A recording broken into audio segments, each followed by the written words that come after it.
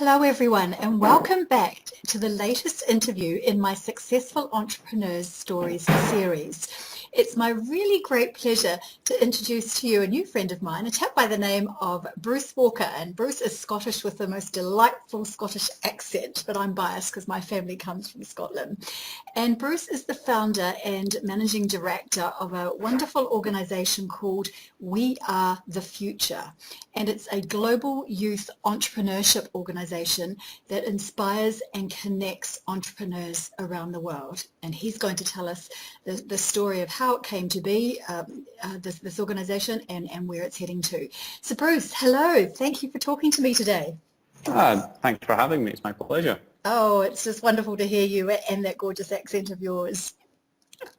Yeah, no, it's great to be here. I'm here on a very sadly rainy day in Edinburgh, but delighted to be speaking to you this afternoon. Thank you. So Bruce, would you please tell my listeners of your journey in entrepreneurship and leading to where you are now in the establishment of this organisation? Sure. So I've always kind of been quite entrepreneurial without really realising it. So I was involved in a couple of projects when I was, I think about as young as 11. Our school had an enterprise scheme and I got involved in that. My classmates very kindly voted me in as their managing director, and then I think we ended up running a small kind of eco fair where we sold all recyclable goods, and that's kind of where I caught the kind of bug for being the boss, and also for the kind of I really enjoyed interacting with people and selling things. And it wasn't until years later, I was 17, and our school again had a kind of enterprise project, and I got involved in it, and we decided that entrepreneurs in the area were really kind of struggling with what to do or where to go for support. So we decided we'd run this event, and that would bring together leaders and other successful business people, and they could share their stories. And so we did that, and that was a huge success. First event had about 135 kids from across central Scotland. We even got support from big business figures like Lord Alan Sugar from The Apprentice, and people like Michelle Moan. And from there we decided just to grow and to build the organisation. I call it an organisation. It was nothing more than a kind of school project at the time. But it wasn't until about 2013 we decided we were going to actually properly register as a company, and we started building a team around us, and we just started growing really fast. And the idea is that if we can work with as many business people across the world, then the organisation will grow much faster. And so now we operate across Europe and North America, and we do some work in the Middle East as well. Brilliant. Now, before I get you to tell me more about the organisation, I want you to tell my listeners about your university experience, because I think you're another Bill Gates and Sir Richard Branson, aren't you? Maybe not yet, but definitely aspired to be so. I started university in about late 2012. Just started studying international business, so I thought very applicable to kind of my global business aspirations. I did about 2 years there, and in the summer in the second year, I was running the business at the same time, and we managed to secure a big deal with the Virgin Atlantic, and it just got so exciting at this stage. I thought, you know what I need to do? I need to take a year out of university and really focus on the business. Convincing my parents that was the right move was the biggest challenge, I think. I can imagine. But eventually I convinced them that, you know, what I'll do is I'll take the year out, we'll see if we can make a success, and you know what, if it doesn't work out, we've lost nothing, I'll just slide straight back into third year and we'll crack on. And actually, it was only about a month ago I got the letter through from the university saying that my kind of gap year is up, and now I need to decide, am I going back to university to continue my studies, or am I leaving for good? And I got that letter and I thought, yep, all good, I'm going to sign it and I'll leave for good. But I ended up leaving that letter on my desk for about 3 weeks because I couldn't actually bring myself to sign it, because it felt like I was signing away my safety net. But eventually I thought, you know what, I've got to just go for it, I've got to do it. So I signed that bit of paper and sent it in, and now I'm officially a university dropout. Oh, just like Gates and Branson and lots of others. Yeah. And how did your parents cope with that news? Well, I didn't tell them for a good couple of weeks, but eventually I told them that I'd signed a bit of paper, and that was me out. And to be honest with you, they've been actually really supportive. They kind of said, okay, that's you. You're now kind of full-time employment running for this business. So I'm also kind of out on my own, and I need to kind of take responsibility for all that as well. But they've been really supportive. They've always been really supportive. Cautious. I think they're kind of cautious by nature. But yeah, they're definitely right behind me. And do they have business backgrounds themselves? So yeah, my dad runs his own business. He is a private therapist and has built up a therapy business. And my mum works for the NHS. She is a child counsellor. But yeah, my dad's definitely very supportive behind the whole thing. Oh, brilliant. Well, that's what you need, isn't it? So tell me more about the purpose and vision behind We Are the Future. Sure. So, I mean, our mission is really simple. It's to inspire and connect entrepreneurs around the world. And we registered as a kind of social business. The business kind of being the operative word in there. We want to be a business that is socially minded, and minded in that on these entrepreneurs that we're working with, we succeed and we want them to grow really fast. So we organize these international summits, and we do them all around the world. We've got one coming up in Chicago next week. And we want to bring entrepreneurial leaders to share their experiences and then connect everyone in the room so that they can go off and succeed, just like the Bransons and Bill Gates. But the real premise is all about inspiring and connecting. So what excites you about entrepreneurship such that you felt compelled to take this idea that you had at school that worked and turn it into a business and then drop out of university to grow it? So a big part of it was impatience. So I'm massively impatient. So I couldn't just sit there at university and see people, running businesses and doing well and doing what they really wanted to do. That way where everyone goes, well, what do you want to do when you're older? I didn't want to wait till I was older. I just wanted to do it now. And I love people. I'm a real people person. I get on really well with, I can meet someone at an event and I can get on really well with them. I'm really good at building up relationships. And I think ultimately that's what business is all about. It's about relationships. It's about people. And so building the business side of it kind of just fell into it for me. I love surrounding myself with positive people and with other entrepreneurs doing incredible things. I'm inspired by the people that we work with, even though my job is to try and inspire them.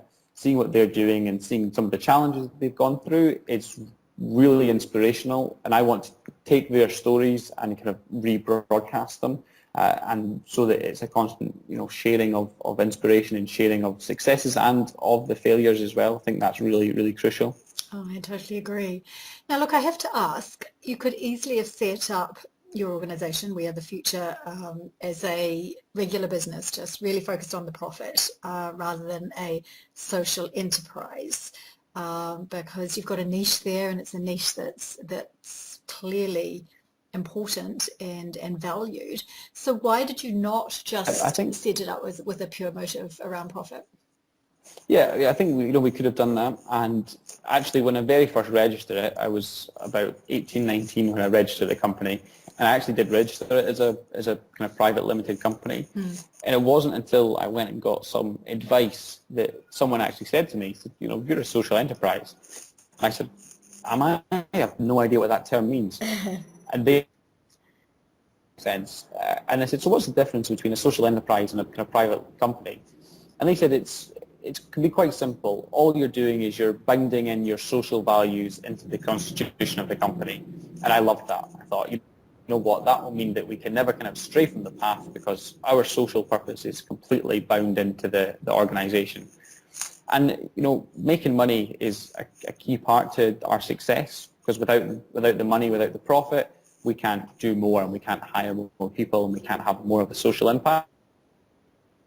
It's something within me that I love helping people, and I think that if we can do that on a kind of social basis, then it really fits my ethos, and it fits the people we work with as well. I think ultimately all businesses will eventually become social businesses, and they can be private limited companies, but they've got this kind of social purpose, and often social missions are the ones that affect the most people as well.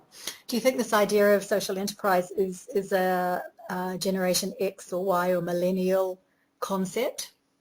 I think so. I think for sure. I mean, social enterprise obviously existed for a long time, but there's this thing that happens with young people now where they, rather than just saying, I want loads of money and I want power and all the rest of it, it's about what do you enjoy and how is that affecting other people.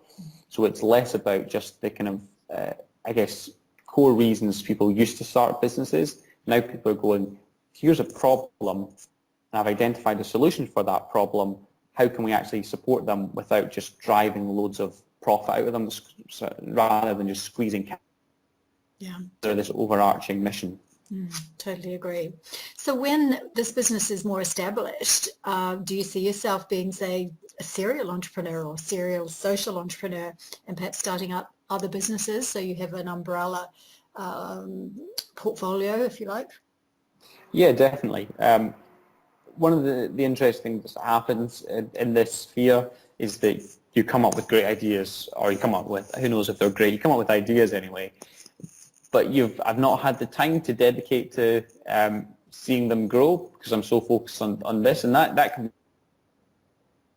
come up with ideas and then you watch other people, come up with the same idea and then execute them and see that their success is growing.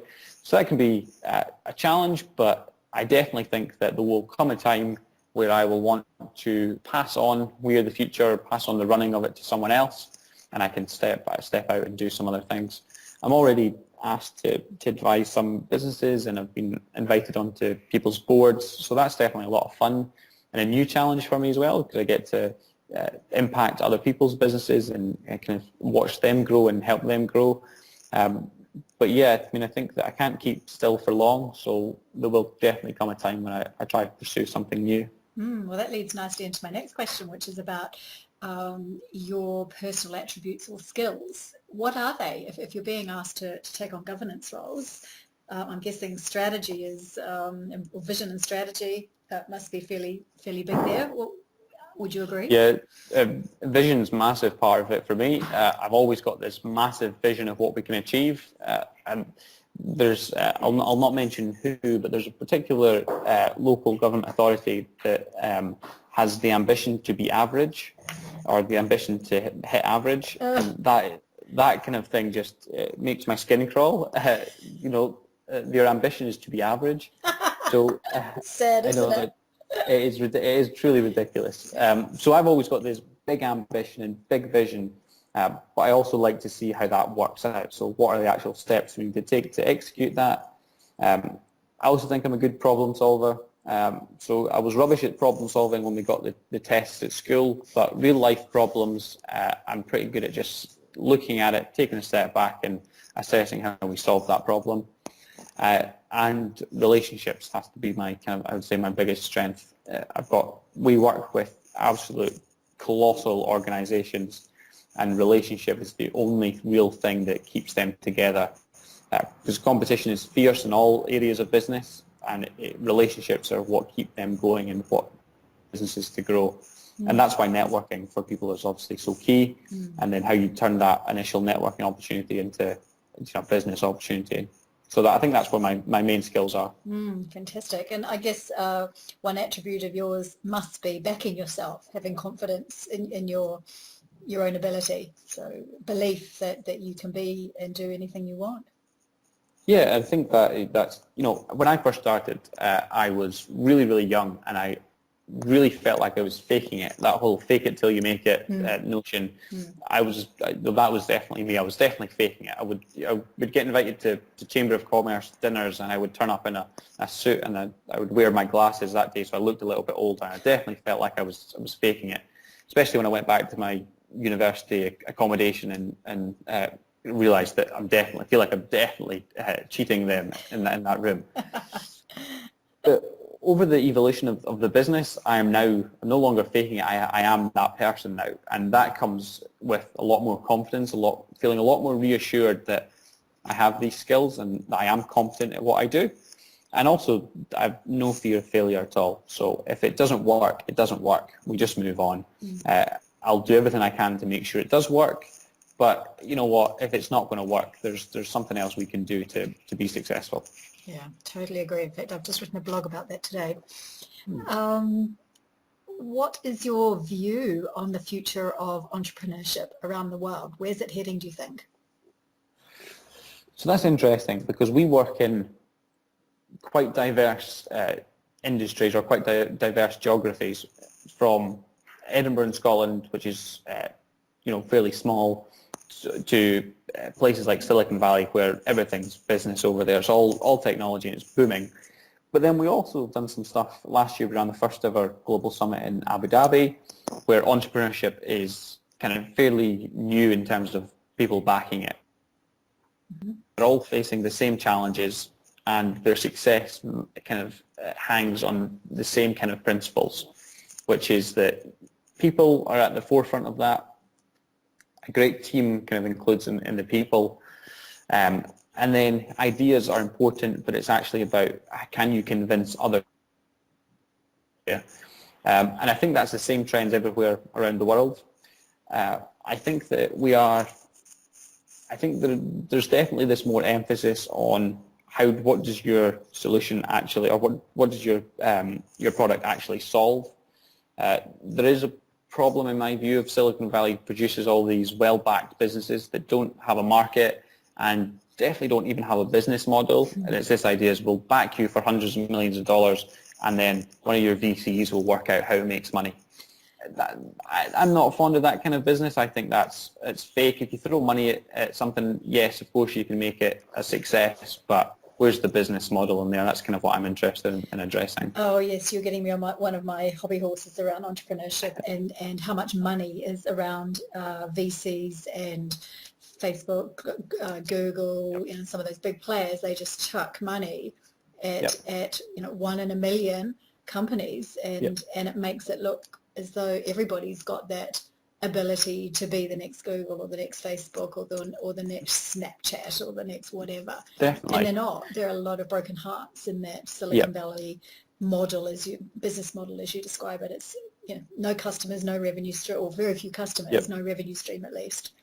Yeah, I mean, a massive part of it is that these companies are acquired because they've got a big user base, and the data is extremely valuable, and if they can turn those users into one of their other products, and to some extent I understand that makes, as long as there's a business case for it, that makes sense. But you can't then claim that business that was successful because it's not had. It was just extremely fortunate that you caught Google or Facebook's attention. Yes. But I would definitely challenge that as a success anyway. Yeah, I totally agree with you. So what are some of the biggest challenges you see your community facing? Business challenges or whatever challenges you're seeing at the moment? Are there some consistent problems occurring? Yeah, so one of the big things that people struggle with is belief is one of them. So you truly need to believe that you can achieve it, and people will tell you that your idea is rubbish and it's got no legs, and you know what, sometimes they might be right, but you've got to pursue it to really find out, because there's always going to be 10 people that tell you you can't do it, but you just need to find the one person that believes in you. So belief's really key. I think on a kind of practical level, there is a funding gap, particularly in the UK. So you can raise your seed round, and you can get, particularly in London, you can get a couple £100,000 in a seed round, but the kind of Series A seems to be a bit of a struggle for people. I think there's a gap there, and that's an issue. But on a more back is people also need advice, and they need mentoring, and they need an advisor. And I think a lot of people don't realise they necessarily need that support, but having someone extremely experienced who can just give you the benefit of their wisdom, that makes a massive difference.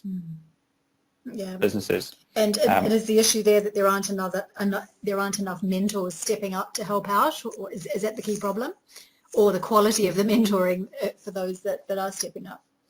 So the two problems. One is that the quality of the mentors, or the route in which you find your mentor. I think there's lots of issues with either public sector driven initiatives to find mentors. So what they're doing is they're finding people who just want to do something, and they're not necessarily best placed to actually mentor that company. And the second issue is people are not asking the right people. So you need to get out there and just ask someone to be your mentor. The guy that mentors me, he turned me down at least 3 times until I eventually convinced him that working with me was the right thing to do. You wore him down, did you? Absolutely wore him down. I would literally watch his Twitter feed and see what events he was going to, so I could casually bump into him and then say, "Oh, hi, good to see you again. We should really have a catch up." Brilliant. I've been with us for now 2 years now, and it's really helped the business grow. Stuff like that. You've got to find the people that are really useful, and you've got to hound them until they say yes. Well, that's entrepreneurship, isn't it? You've got to just believe in yourself or your business and keep pushing out there until the business is a success. So you need those qualities across the whole of entrepreneurship. Definitely. So based on your experience to date, what would be your top, say, 3 tips you'd give a young person who is setting up or thinking about setting up a business? I guess the top one for me would be always go to the top. Always ask so if you're looking for advice, you're looking for a business deal, whatever it is, go straight to the top. Don't, especially in big organizations, don't faff around speaking to middle managers, because they can only refer you down. They can't really refer you up, or they don't want to take the risk of referring you up.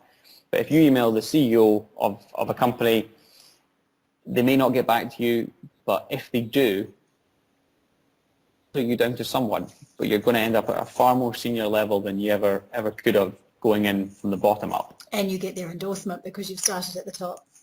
Absolutely. If the CEO says to someone they work for, you should speak to Bruce, then the chances are they're probably going to do as the CEO instructs. So yeah, definitely go straight to the top. So my first bit of advice. You need to get out there, so you need to go to networking events, and you need to have a presence in the community, because again, people just don't know you exist. If you don't tell people you're there, people don't know you're there. So you really need to be loud, and you need to be visible as well.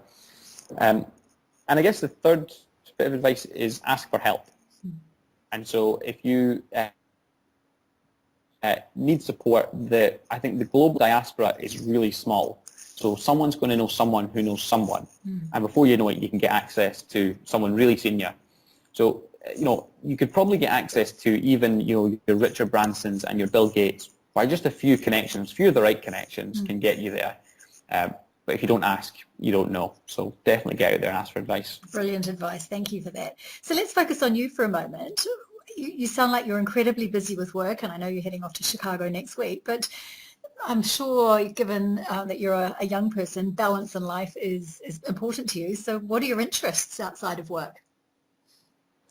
So, I'm a young guy. I'm 21, turned 21 a couple of months ago. So excited to be going back to the US now. I'm finally 21, I have to say. Go to a pub. Yes. So I actually used to be a magician. That was my very first job. I think that's probably where I got a bit of confidence, being able to go up and speak to people, because I used to work in bars and restaurants and things. But I guess you need to find a work-life balance. Some people say you don't need one, but I think they're just saying that for the headlines. You need to have downtime. So I enjoy socializing with friends. We've got a great team around us, and I've got lots of friends who are entrepreneurs. So getting some downtime with them, just to chat casually, that's great. And try to stay active as well. You need to try and stay fit, so you've got your mind on something else as well. Great. And I'm really into personal branding. I'm writing a book on this topic at the moment. So I have to ask you, do you think you have a personal brand? Are you recognized as Mr. We Are the Future? So I would say that for a while, when people saw We Are the Future, they saw me, and that was the kind of only association. And that made sense, because for a while it was kind of just me on my own. So I get asked to speak at events quite a lot as well, so I guess I do get recognised as Future, because we host big events as well, so host events up to 500 people, and I'm often on stage at these events, so you do become quite well recognised, especially in the kind of entrepreneurship sphere. I've actually tried to move away from people just seeing me and the business, because there's a whole team behind us, and I want them to feel like if I'm away, they're comfortable speaking to the rest of the team and don't feel like if I'm not involved, then it's not going to be executed in the same way. So I've tried to build the company brand as well, and I'm just associated part of that. But of course, it's completely ingrained in who I am and what I am. Yes, for now anyway. Well, I suspect you may keep that branding for quite some time, but like Richard Branson, he's kept his entrepreneurial branding for all in time, so I suspect you're going to be the same, which is a good brand. It's lovely. Yeah, absolutely. So you're leading the establishment of a global movement. What support do you need to grow your organisation to achieve the vision that you've set for it? So are you looking for corporate sponsors? Are you looking for mentors? Tell me, here's your plug opportunity. What do you need to realise your vision? So we've got about 3,500 entrepreneurs in our global community now, and growing very fast.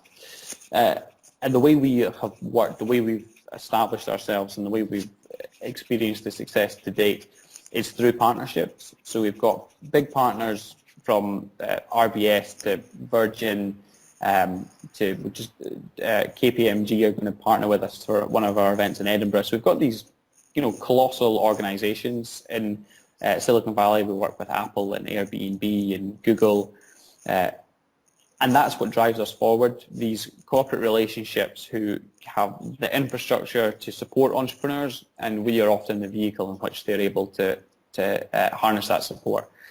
So yeah, we're always looking for organisations that kind of share our mission and values to inspire and connect entrepreneurs, and we can help them be the vehicle and to get access to these young people. Brilliant. So in your 21 years of life, what's been your most exciting, most memorable achievement to date? I think that's a tough question. So I think on a kind of broad level, the achievement is being where I am today and sitting in this room with a bunch of people who are really motivated about what we're doing. To hire a team of people who are just as passionate about entrepreneurship and about the mission is really quite inspiring for me, and that definitely feels like a great achievement. The other one, I guess, is the fact that at such a young age and a young company that we've been able to establish this kind of global reputation. It was the dean of the business school of Abu Dhabi University described us as a worldwide phenomenon, and I think at that stage I was feeling pretty great when he said that. That's probably one of the great achievements, to be recognised as a world. What was it? A worldwide phenomenon. Phenomenon. Wow, Yep. That's amazing. That's a wonderful endorsement. So I have to ask, I don't know about you, but I'm planning to be 101 working, not all the time, but working. And so when you're sitting back in your rocking chair, if you aspire to being 101 too, what do you think will give you the greatest reason to smile about the life that's gone before you? I think getting out there and experiencing the world has to be up there. Don't miss opportunities. Lots of opportunities come along, but great opportunities come along quite rarely. And you don't always know which ones are going to be the great ones until you seize them. So I think having seized opportunities is definitely something that I'll hope to look back and feel really, really pleased about. It would have been easy. It would have been easier to sit back and go, I'll finish university, and once I'm done, I'll maybe start doing something in business. But there was this opportunity to grow this organisation, and I took it, and that was the kind of first step that hopefully leads on to...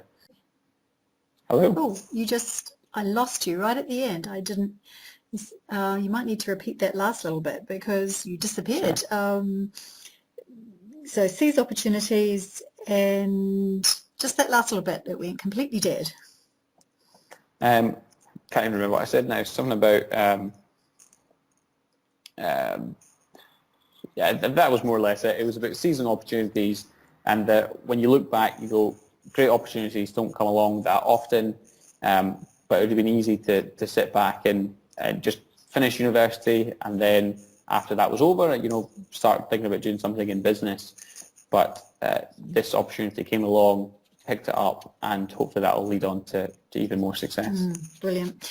Look, Bruce, it's just been an absolute delight talking to you today. I am so excited by what you're doing with We Are the Future, and in some small way, if I can contribute by providing introductions, which I'm going to do for you, then it would be my pleasure to do so. And I'm sure people listening today will be absolutely inspired by your journey in entrepreneurship to date, and also supporting this global, creating firstly, and supporting this entrepreneurial movement around the world. So thank you.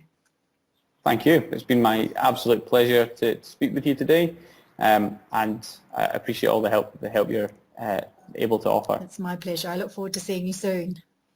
Okay, bye-bye. Bye. Bye.